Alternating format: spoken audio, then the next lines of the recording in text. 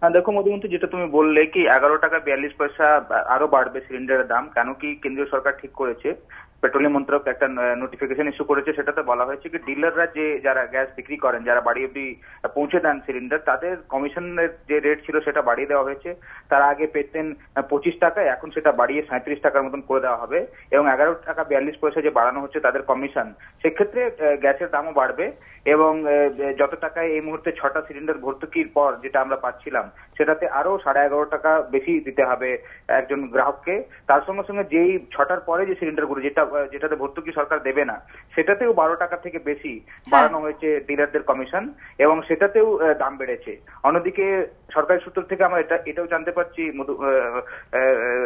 মধুবন্তী, কি এখানে আরো ডিজেল এবং পেট্রোলের দাম হয়তো বাড়তে পারে, কারণ সেখানেও ডিলাররা কমিশন বেশি চাইছেন এবং সরকার তাদেরও দাবি মানতে চলেছে।